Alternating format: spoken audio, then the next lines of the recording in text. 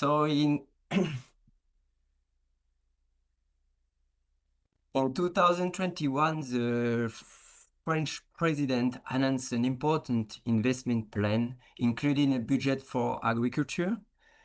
The aim of this budget is to finance a new agricultural revolution, in the word of President Macron, based not on chemistry and mechanization as in the post-war period, but on robotics, digital technologies, and genetics. According to many public and private players, new technologies are helping to boost agricultural labor productivity. Among these technologies, the robot stands out as a replacement for human labor, as these machines would solve the sector labor shortage. But what is the real situation? There are very few studies looking at the real work and labor changes related to the farming robots. The main reason for this lack of knowledge is quite simply the deployment of robots in France in agriculture is very limited. 97 of farming robots are used in animal production. In crop production, it's only 600 robots which are currently in service, and most of these are at the prototyping stage. In livestock farming, the majority of robots are milking robots, which account for 14,000 of the 18,000 robots in use.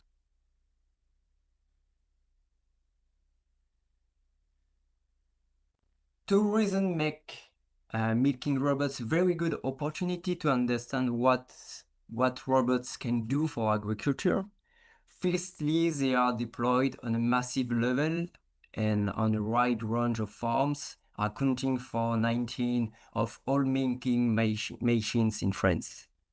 Secondly, milking robots offer an historical perspective that enables us to study deeply the transformations in the technical and social organization of work.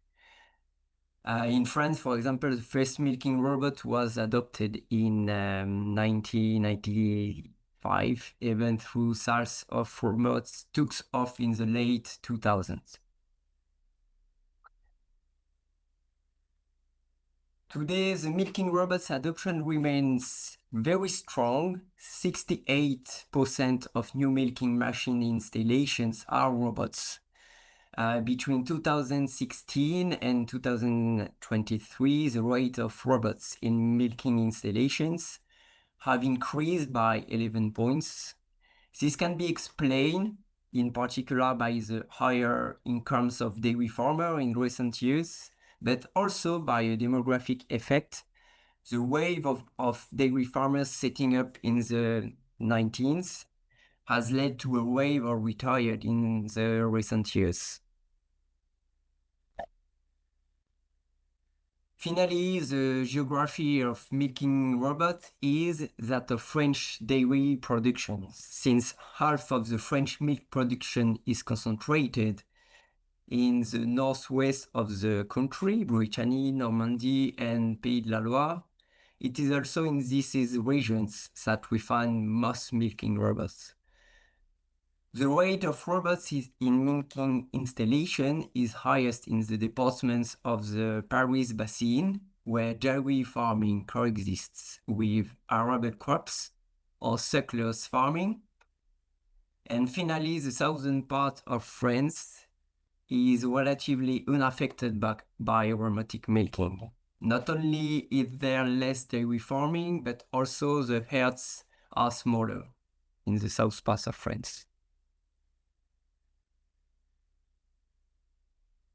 The deployment of milking robots is therefore very important in France, as it is in other European countries such as Sweden, Holland, or Denmark. But this deployment is also conflictual. In 2018, the Interprofessional Comté Cheese Association banned the use of milking robots in its specifications. Two farmers using a milking robot has to leave the cheese PDO and sell their milk at the world market prices. Since then, robot milking has continued to be the subject of debate in French cheese pedio from Normandy to the Alps. The reasons put forward by the unions are different: preserving skills, product quality, consumer interest, but the work and labor are largely absent from the debate. In my PhD, I choose a labor perspective to understand what the milking robot does to the social organization that support production.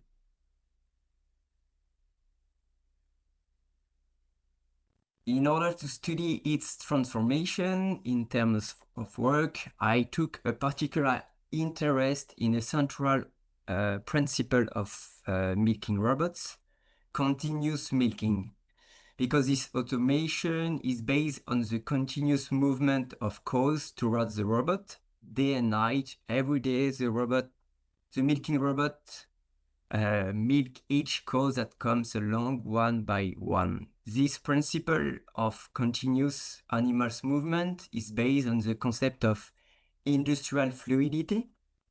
Industrial fluidity was developed in the 19th by François Vatin, a French sociologist who analyzed the reorganizations of production, mainly in the nuclear, petrochemical, and dairy transformation industries.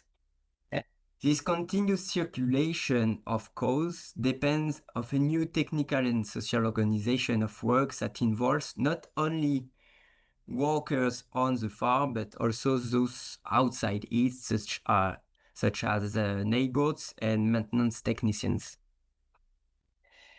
In this PhD, I set out to demonstrate that, contrary to the Western imaginary, robotisation does not replace work, but displace it and redistributes it between different social actors. To grasp these shifts, I have chosen the division of labor as a sociological and geographical framework that allows to look at the distribution of productive activities, but also at the social relations that enable people to live together and coordinate production. This work is based on a mixed method combining a qualitative analysis of 83 semi-structured interviews with farmers, salaried workers, technicians, and suppliers, and a statistical and geometric analysis from various databases. This fieldwork was carried out in two small French agricultural regions, the Rennais Basin in Ille-et-Vilaine, which is France's leading dairy department country in terms of volume and number of dairy farmers, and the Roblochon cheese pedio area in the northern Alps. In Ille-et-Vilaine, production is highly integrated into the Breton agro-industrial complex, and farms have undergone significant size increase into an intensification in terms of inputs and capital in recent decades. In the Roblochon pedio area, production is governed by a set of specifications that require, for example, grazing, the use of local breeds, and a ban on the use of silage maize. These two areas provide a contrast in the diversity of French dairy regions.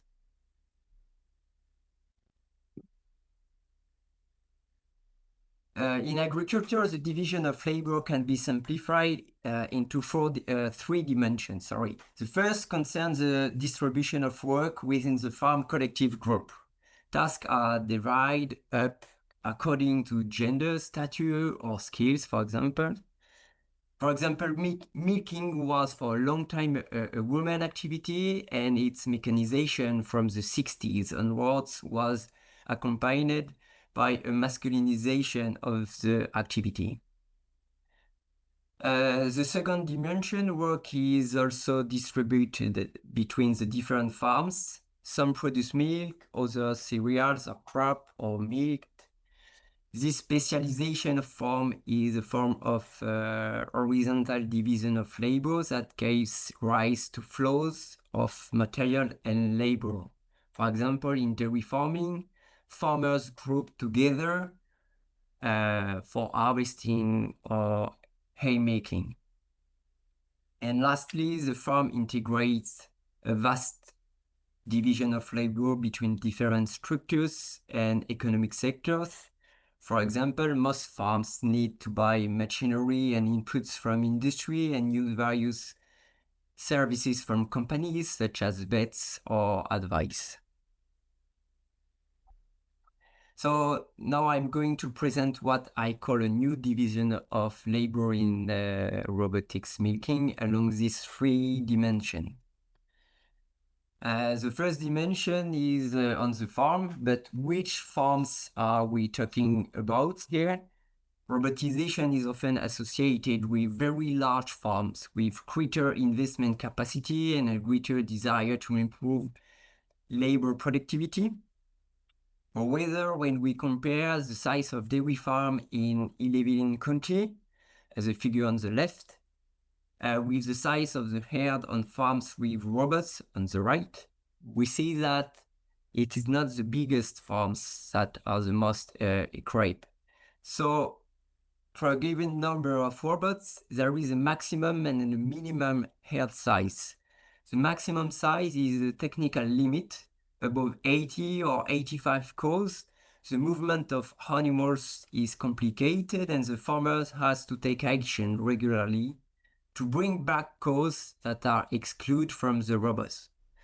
The lower limit is an economic limit below a certain number of cows, around 70.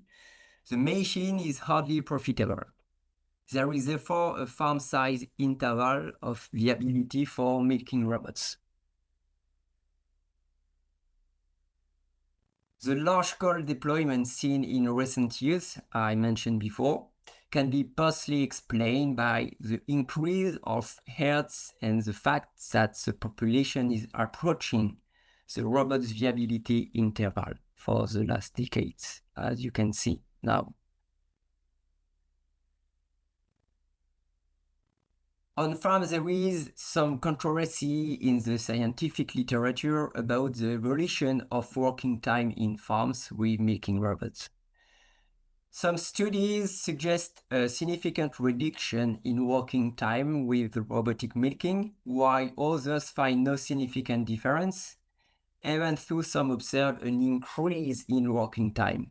This heterogeneity of results reflects the diversity of farming systems between countries, the diversity of methods used, and also the prevalence of bias in this study. In a systematic review, we show with colleagues, for example, that most of these studies do not include monitoring activity on digital compute interfaces such as computer or smartphone in the working time categories. And 35 years after the first milking robots, the debate remains open, or are farmers' working hours changing?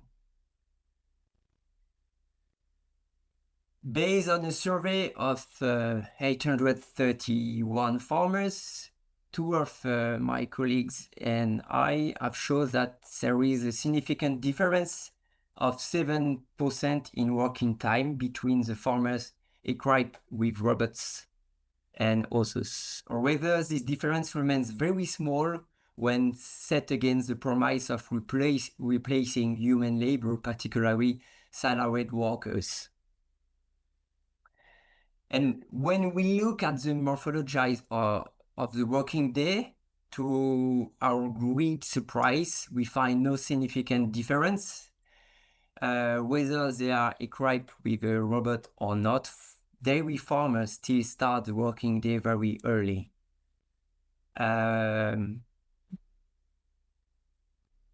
For salaried workers, on the other hand, the organization of the working day is radically different. The milking robot makes it possible to offer jobs with working hours that are closer to contemporary social rhythm. There is no longer milking very early in the morning and at the end of the day, so salaried worker can arrive later and leave earlier. To quote a Breton farmer with a robot, the employees' hours are 8:30 and 12:30 and 2 p.m., 6 p.m. It's a real employee's day, and that's what's so great about a robot. But why do dairy farmers keep such long working hours? The fixed explanation is that the farmer has to keep a constant eye on the automated milking process. In particular, this digital monitoring allows to know when the farmers have to bring a laid cow to the robots. A laid cow is one that has not been milked for more than 10, 11 or 12 hours. Managing delays is often the first thing farmers do in the morning. And the second explanation is sociological. Getting up early is a professional norm of working time for dairy farmer. If morning milking disappears, the professional norm is maintained. This new activity of monitoring an automated process also relies on cooperation between farmers in the same area. Until now, milking has not been an activity that has been firmly rooted in collective dynamics, unlike harvesting or haymaking. To ensure the continuity of the process, the continuity movement of the cows, farmers helps each other through WhatsApp groups, often shared by farmers in the same territory and with the same brands of robots. For example, there is a WhatsApp group for farmers with lady robots at Trefondale in Brittany. These groups are used to help each other out when a farmer is away or has to deal with a complicated breakdown. His neighbors can help him out or even replace him if the farmer needs to step in and is not there. This cooperation is so important that it influences the commercial strategies of robot suppliers. Each supplier tries to install the first milking robot in a territory that has none. This is because the first brand to arrive in this territory will benefit from the majority of robot purchases in that territory. Because if the neighbor farmer has a lady robot, the farmer will prefer to buy a lady one. It's easier to help each other when you use the same production machine. So the first farmer in a territory to be equipped will be able to negotiate deeply a preferential price. Finally, robotics milking relies on the work of maintenance technicians employed by suppliers. These technicians have to be able to step in sometimes at night or on Sundays in the event of a breakdown that cannot be managed by the farmer. The technician have to step in quickly because a prolonged breakdown can disrupt production. So this maintenance work is governed by a contract that obliges the supplier to step in with less than 2 hours. This results in space constraint for suppliers. The supplier will refuse to sell robots to farmers located more than an hour and a half or 2 hours away by car. The result is what I have called maintenance area, in the same way that there are milk collection areas for industry in order to achieve agglomeration economies. There are maintenance areas that reflect the time constraint of maintenance work. On this map, you can see the example of a milking robot supplier located in the north of the Alps, where each blue does correspond to a dairy farm equipped with a milking robot by this supplier. And you can see that each farm is less than an hour and a half away by car. If we apply this logic to all milking robot suppliers in France, we can produce a map of geographical access to this innovation. And you can see some white area, as supplier calls them, area where farmers have no access to milking robots because they are not located in a maintenance area.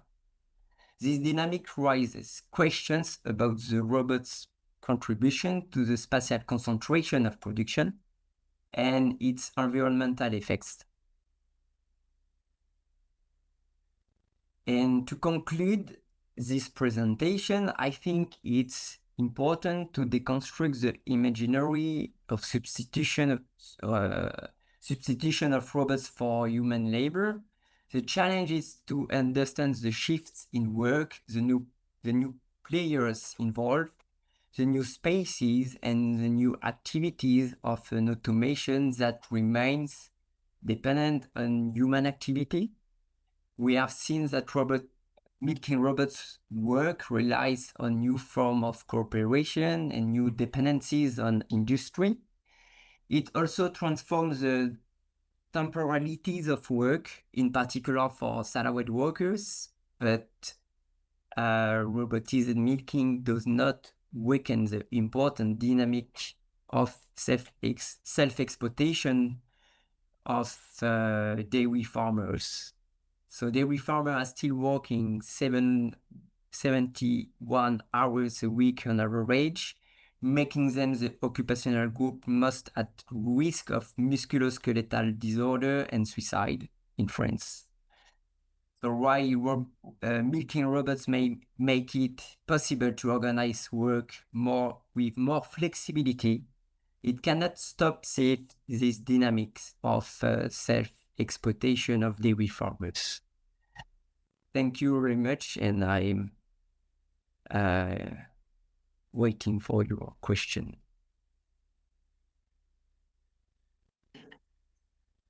Thank you, Theo. That was really, really great. Really nice presentation, actually.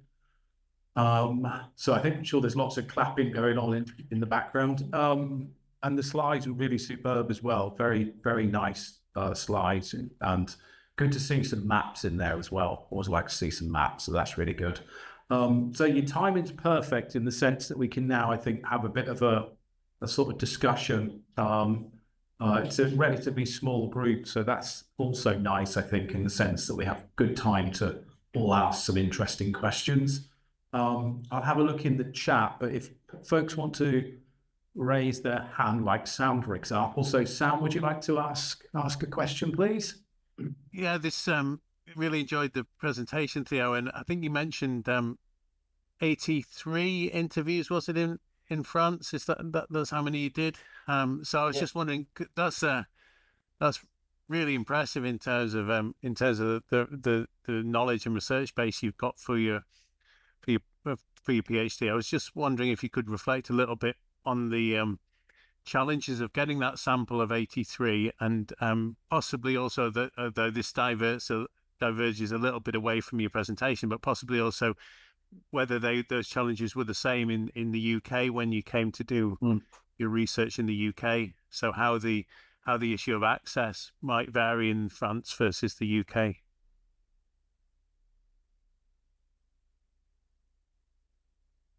Yes, for the interviews, my sample was constructed to reflect the huge diversity of work organization. For example, some family farming, some farm with some salaried workers, some other with just salaried workers, some small farm, biggest farm, some farming system with a lot of grazing, some other with no grazing.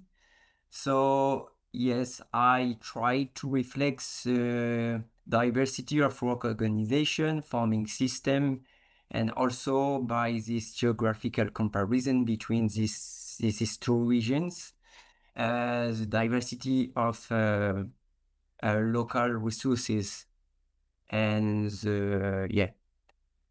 and the challenge to be in touch with farmers. If we compare with UK, for example, in France, it was very easy. You just drive in the countryside, you stop and you start talking, and you can have an appointment for a few days after, because farmers are very happy to, especially when your question is to understand the work they did, and they do, sorry.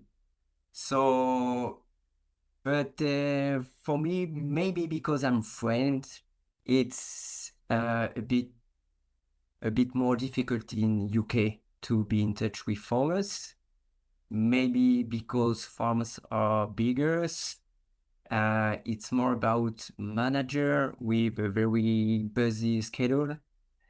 So context is different, and I'm not very comfortable like we talked before with the way to be in touch. Yeah, it's a huge difference between France and UK in terms of method and interview approaches.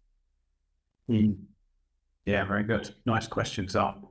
I see Janet has a hand raised. Janet, do you like to come in and ask a question? Yes. Hello, Theo, and thank you Hello. very much for a brilliant presentation, really clear and really Thank you. illuminating. I was interested to delve a little bit more into your qualitative information from your interviews, and I wondered if you were able to say, from the farmers' own perspectives, what do you think they felt were the benefits of having the robots? If it's not specifically about a major saving in labour for themselves, is it about the saving of costs that surrounds the reorganisation for employed workers, or are there other things? And then, as well as that, thinking on the benefits, were there things that they reflected on that they really hadn't expected as a result of adopting robots? You know, were there unexpected, either positive or negative consequences that they talked about? I wondered if you'd explored those things. I'd just be really interested to know. Thank you. I think the most common benefits is the reduction in physical workload and the associated diminution in disease. It's something articles there is no controversy. All the studies say there is a huge decrease in the number of illnesses. Yeah. Yep. Do you mean injuries or Injuries, yeah. Yeah. And the reduction in working hours is often hoped by farmers when they decide to buy a robot. But after 1-2 years, when during the interview you deeply questions work transformation, most of dairy farmer explains to you that there is no working hours decrease. It's more about an increase in work organization flexibility. You don't have anymore the very early milking activity, so, and you have to do it every day at the same hour. It's something very constrained the organization of the different tasks you have to do during all the day. And thanks to the robots, they don't have anymore this boundary in the working daily time. But another effect of this positive effect is that, for example, when you just working on you're harvesting your silage maize, and in conventional milking, you just have to stop because you know it's 6 p.m. and you have to stop because cows are waiting to be milked. Now, thanks to the robot, you don't have to stop your crop activity. You can still working. And many farmers explain that they're still working very very late evening because there is not this everyday time you have to stop to make your call, which is something very good to stop your day and say, okay, it's finished for today. It's like the boundary of your day. And it's, yeah, the other side of the robot. Thank you. That's really interesting. I mean, it kind of brings out all the issues around health, doesn't it? You know, if you were trying to then, but what are the positives and negatives in terms of mental health and physical health? That could be really interesting to explore further. Thank you. Yeah. No, really nice couple of questions there, Janet. I'll dive. I don't think there's any other hands raised at the moment, Theo, so I'll use the opportunity to ask a question.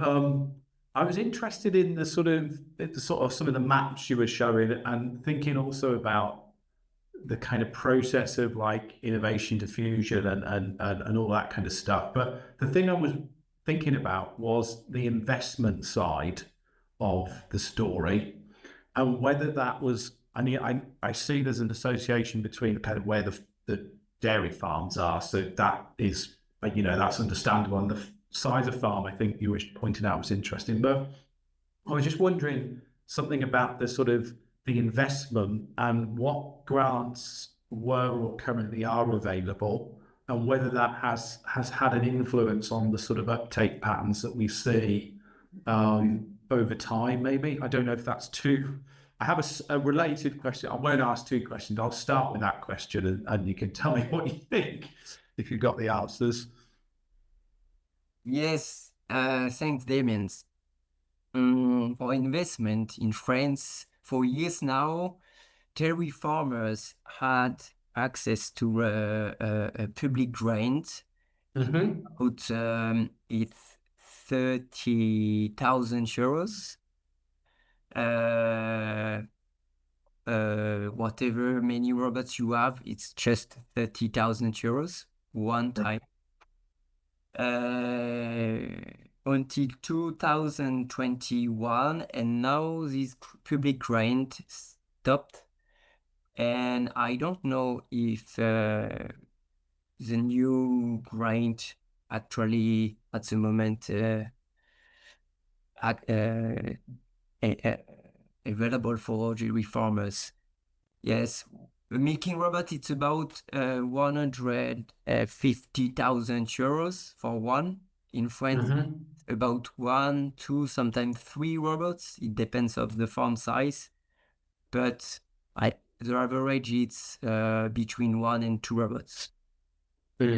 So it's a lot of money, but when you compare this investment with the other machine and capital you can find in dairy farm, is not something very new.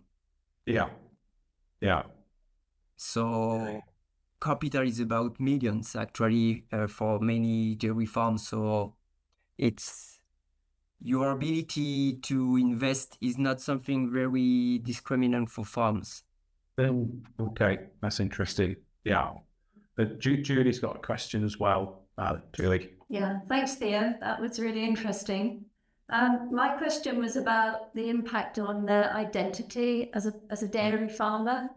Did you find that they felt that it had impacted the way they saw themselves as a farmer, or how other farmers looked upon them as farmers?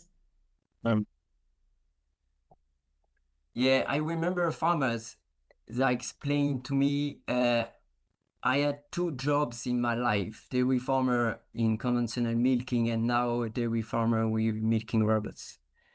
And he explained to me that it's for him it's 2 different jobs, because I think it's mainly related to the relation with animals. In conventional milking, it's a lot about observation and to be there in the barn with the cow. And with milking robot, it's like an industrial process. You have to be all the time in touch, in duty with your phone. to still look at the animals, but by a metric perspective. You have some new metrics to assess the work you do and the work you have to do. So I think it's the main explanation to for the change of professional identities. And it's also a reason why many farmers don't want to have a milking robots. And it's a reason why in many PDO area, farmers fight against milking robots. I remember during an interview in the mountain area where there is no milking robots because people move the cow in the mountain during the summer, they transform the milk in cheese 2 times a day, every day. It's very small herds, and people don't want milking robot in the PDO area. There is some in the outside the mountains area, in the PDO area. Because I remember this sentence from a farmer in the mountain. A dairy farmer have to milk the cow. It's like your identity is very related to this activity to milk. So if you don't milk anymore, you are not dairy farmers. Yeah, it's something very strong in some representations. Yeah, that's an interesting idea, actually. Good question, Julie. So is that why the cheese producers, the Comté cheese producers there, is that why they reject, no longer allow it then, part of that identity question? Yes, exactly. I think, there is like the public speech, but there is also, I think, another interpretation different from identity, skills you want to conserve, is the price consumer pay for the cheese is very high in comparison with industrial cheese. So if you want to maintain the proportion of consumer to pay more for this cheese, you have to give some guarantees, it's you don't buy a cheese, you buy some practices. Yeah, very, very interesting. Yeah. Pippa, would you like to ask you a question? Thanks, Damien. Hi, Theo. Thank you for the presentation. That was really interesting. I just wanted to, if you could go a little bit further, similar to Julie's question, but I'm just wondering how the implementation of the milking robots influences the farmer relationship with the cows, and if you have any quotes pertaining to that. Yeah, there is some very relevant articles by some British geographers. Christopher Beer and Holloway.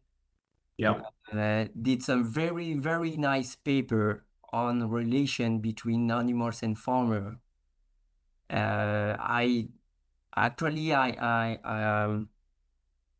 didn't focus my work on this aspect of relation between workers and animals, mainly because actually there is many papers on this topic, but when I started my PhD in 2019, there is so much less knowledge about work relation between farmers and other workers involved in dairy farming. So mainly because or thanks to the Latour, how to explain human and non-human relation perspective in social science. Sometimes maybe it's my point of view, we just forget human and human relation with some very strong social sciences object like labor division and power relations. So I think it's something very interesting, but I didn't work very deeply on this. But I can send you some very relevant contribution, Philippa, if you want. Great, thank you. Yeah. Very good. That's a really nice question and nice response as well. Chris, you got your hand up. Please come in. Yeah, thanks, David. Really interesting stuff. Just building on the last few questions, really. My sense is that, as you've said there, robot milking is capital intensive. So, as well as the issues around cheese, does it challenge farmers in terms of some of their environmental responsibilities? So, which might encourage them to be more extensive, but of course they can't, because they may probably indebted up to their eyes in debt, having invested in the robotic stuff. I think, is it Rob Burton who talks about this as sort of a cultural lock-in? They've improved their health and well-being, but invested heavily in capital infrastructure. Now they can't meet the environmental, either requirements or desires. Ian. Yeah.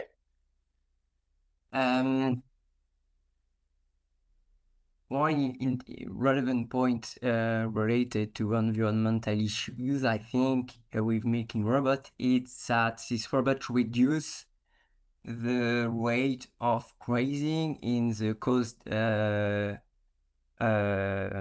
jet. We say jet. Yeah. So this is a constant finding in the article.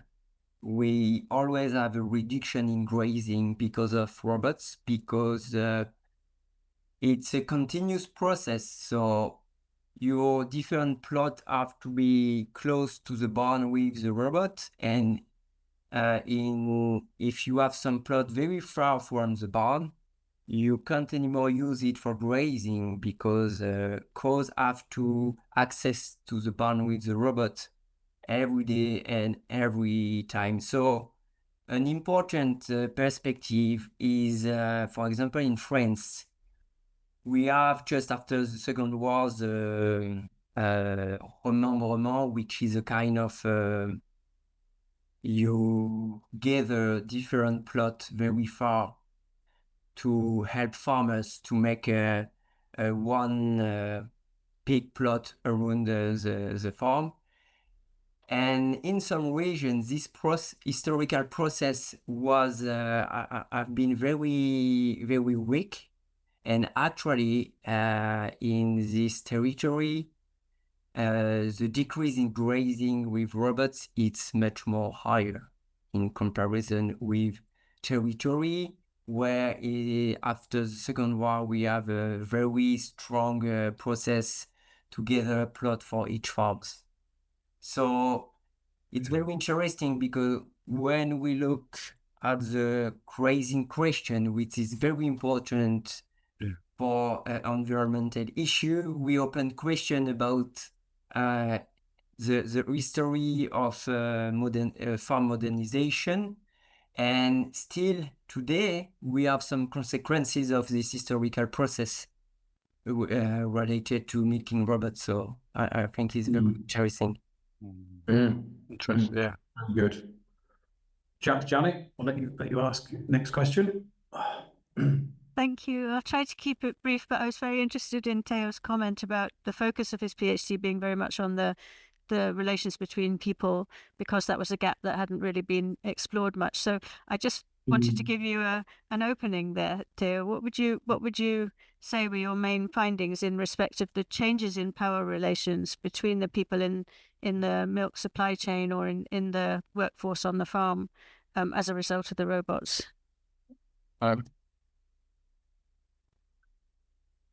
I think milking robots continue a process based on to cut some add value from the farm and to give it to the industry. So I don't know if I explain it correctly.